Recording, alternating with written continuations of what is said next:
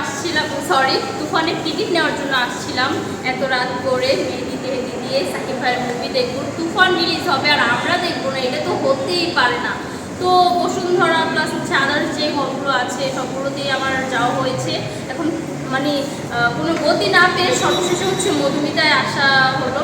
তো মধুমিতায় এসে দেখি একই অবস্থা, অগ্রিম কোনো টিকিটই দেওয়া হচ্ছে না। তাদের শো শুরু হবে হচ্ছে 12টা থেকে, 12টা না, হ্যাঁ 12টায় বেবি। তো তার আগে কোনো অগ্রিম টিকিটই দেওয়া হবে না। তো দেখা যাক কালকে কী হয়।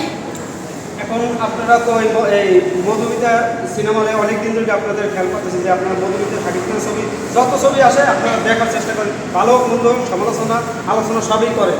একটা ভালো কিছু ভালো হইলেও বলেন, খারাপ হইলেও বলেন। এটা সত্যি আমার শাকিব খানদের মানতে কষ্ট হয়, কিন্তু অন্যরা ভালো মনে করে বা যারা স্বস্ব ভালোবাসে শাকিব খানের বা পুরো ভালোবাসে, দুই পক্ষ খুশি হয় তখন।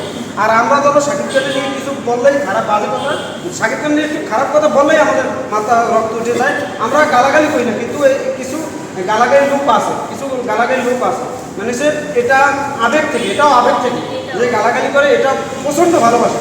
এটা আমরা চাই না যে গালাগালি করে ভাইরাল হইতে চাই, এরকম আমরা চাই। আমরা আপনাদের একটা কথাই বলতে চাই যে আপনারা যে ছবি দেখবেন, শুধু আপনারা দায়িত্ব দিয়ে কে ছবি অন্য মেশে যদি ছবি করে আপনারা পারলে দেখবেন, শাকিব যদি পারলে দেখবেন, কিন্তু আপনাদের দায়িত্ব যদি আপনাদের হিরো নিয়ে সমালোচনা করে তাহলে আপনারা একবারের জায়গায় 5 বার দেখবেন, 10 বার দেখবেন, আপনারা এই তুফানকে সাকসেস করবেন। এটা আমাদের কথা। আপনি মনে করেন?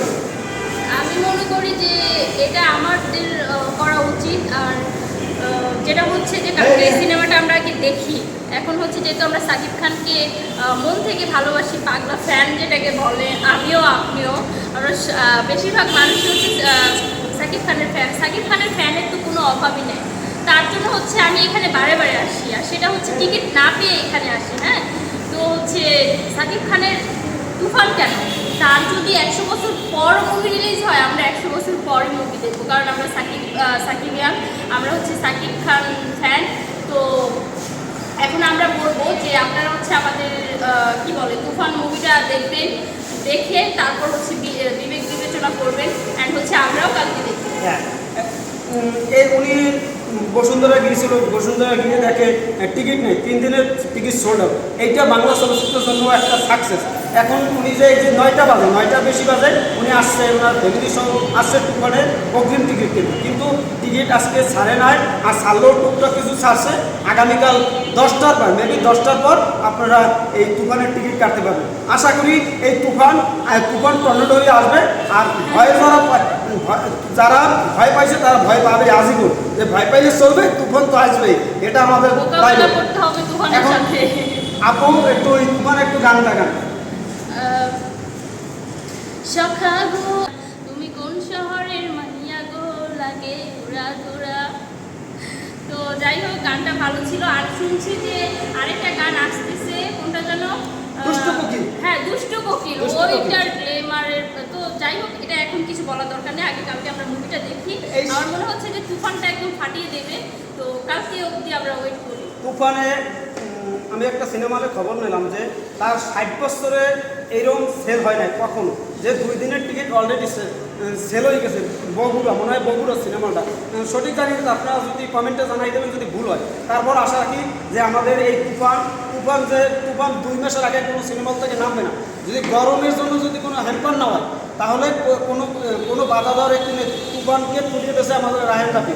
আশা রাখি এই যে তুফানি হয়ে আসবে। আর শাকিব খান নিয়ে তুফান টিম নিয়ে কিছু বলেন বলে শেষ করবে। আর আগামীকাল প্রোগ্রাম নিয়ে, আগামীকাল হচ্ছে আমরা সবাই মিলে একটা সেলিব্রেশন করবো তুফান নিয়ে, যেহেতু আমরা সাকিবিয়ান। তো আমরা ওটা নিয়ে হচ্ছে কালকে একটা সেলিব্রেশন করব। আর টিমকে নিয়ে কিছু বলার নেই, সবাই দুর্দান্ত কাজ করেছে। আমরা হচ্ছে গান দেখতে পেরেছি, এখনো মুভি তো দেখতে পারিনি।